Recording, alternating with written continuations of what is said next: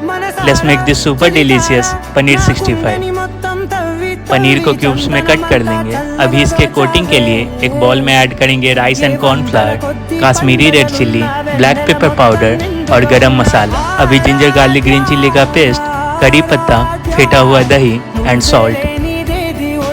अभी पनीर को हल्के हाथों से कोट करके मीडियम फ्लेम पे फर्स्ट फ्राई करेंगे एंड 10 मिनट का रेस्ट देके हाई फ्लेम पे सेकेंड फ्राई। अभी अपन एक पैन में ऐड करेंगे chopped garlic, green chilli and करी पत्ता।